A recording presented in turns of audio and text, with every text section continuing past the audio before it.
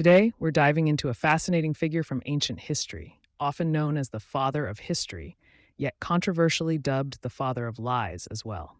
Yes, we're exploring the legacy of Herodotus. Ah, Herodotus, such a pivotal character in the world of historical writing.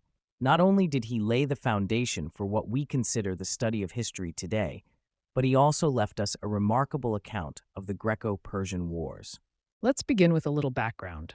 Herodotus was born around 484 BC in a place called Halicarnassus. Today, this is Bodrum in Turkey, but back then it was a Greek city under Persian rule. That's correct.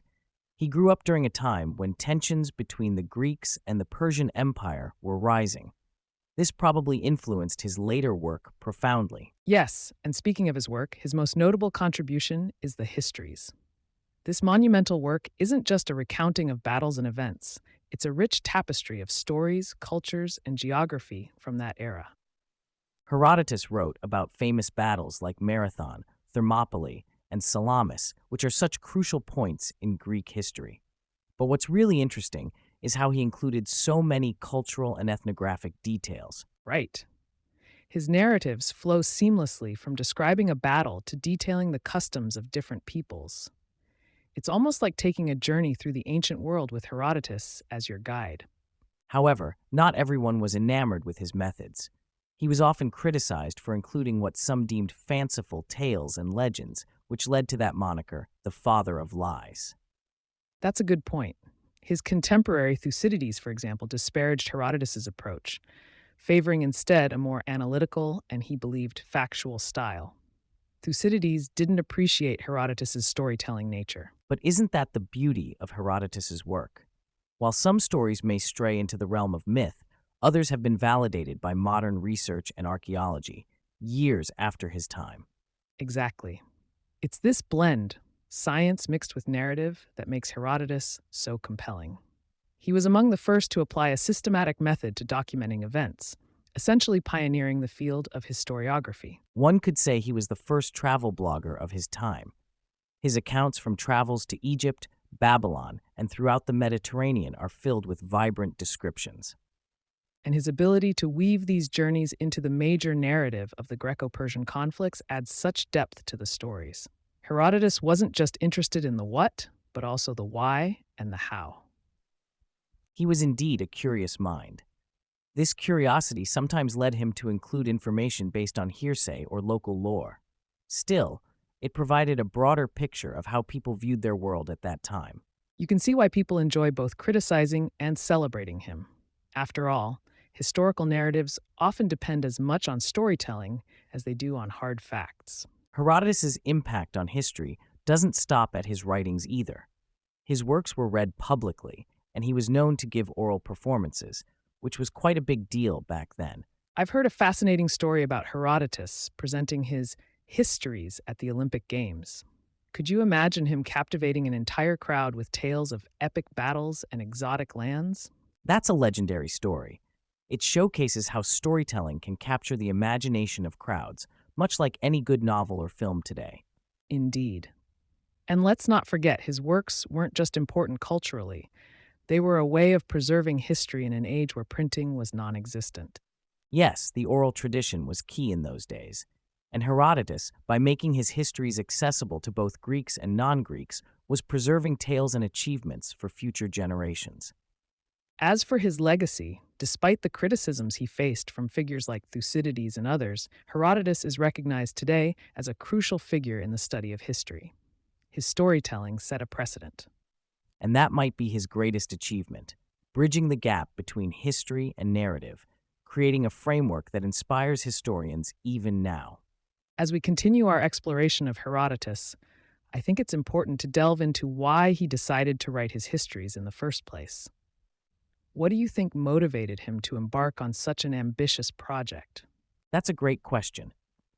Herodotus himself states at the beginning of his histories that his primary goal was to ensure that human achievements wouldn't be forgotten over time. He wanted to preserve the fame of great deeds by both Greeks and non-Greeks, and to explore the reasons behind the hostilities between them. In a way, he was setting out to document the causes and events of the Greco-Persian Wars for posterity. Right? And what's fascinating to me is that Herodotus didn't just stick to dry, factual accounts.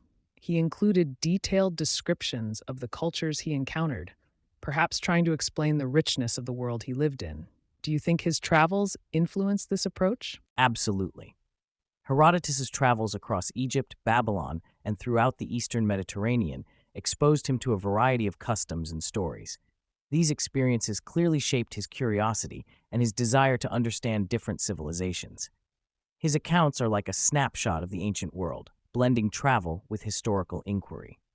But despite his dedication to capturing these diverse perspectives, Herodotus faced criticism, didn't he? Do you think these critiques were fair? While some criticisms were certainly rooted in the fact that Herodotus sometimes reported events based on second-hand accounts or included what some considered myths, his contemporary, Thucydides, favored a more empirical and critical method, focusing strictly on political and military history. However, I think both approaches have their merits. Herodotus provided a fuller picture of the human experience, not just the political machinations of the time. That's a good point. And many of Herodotus's so-called myths have actually been supported by archaeological evidence, correct? Exactly. For example, modern discoveries have validated some of his descriptions of ancient cities and practices. It reflects Herodotus' method of gathering information from various sources despite the technological limitations of his age. So in hindsight, we can appreciate his pioneering role in historiography even more. I'm curious about Herodotus's style. How did he manage to keep his narratives engaging while maintaining a focus on historical facts? Herodotus had a talent for storytelling. He wove narratives that were both educational and entertaining, embedding historical facts within anecdotes and dialogues. This technique made his work accessible to a wider audience, a true precursor to the way we consume history in modern documentaries and narratives today. Speaking of accessibility, Herodotus is said to have presented his works orally. Why was this significant in his time? Oral recitation was a vital part of sharing knowledge in the ancient world. Printing hadn't been invented yet, so speaking publicly at festivals or gatherings like the Olympic Games allowed Herodotus to reach hundreds of listeners at once. It was an effective way to engage audiences with his stories and ensure his histories were disseminated widely. His oral presentations must have been quite the spectacle. That brings me to another thought. Herodotus is often credited with setting the stage for future historians. How do you see his influence on modern historiography? Herodotus's approach to collecting various accounts, analyzing them, and then framing them into a coherent narrative had a lasting impact on the field. Modern historians still grapple with similar challenges, validating sources, distinguishing between myth and fact, and presenting human history as a cohesive story. In many ways, Herodotus laid the groundwork by acknowledging the complexity of historical truth. And it wasn't just his methodological contributions, but also his thematic ones, right? His work signified the beginning of understanding history as a continuous dialogue between different cultures. Exactly. By including diverse perspectives and focusing on cultural interactions, Herodotus mirrored the interconnectedness of societies. His histories suggested that one can't fully understand events without considering the broader social and cultural context, an idea that's incredibly relevant even in today's globalized world. So, as we wrap up our discussion, what do you think is the key takeaway from Herodotus's work and legacy? For me, it's the idea that history is not just about events, but about understanding the intricate web of human experiences and cultures. Herodotus's inquisitive nature and his courage to explore and document the unknown inspire us to appreciate history as a multifaceted narrative that continually shapes our identity. Well said.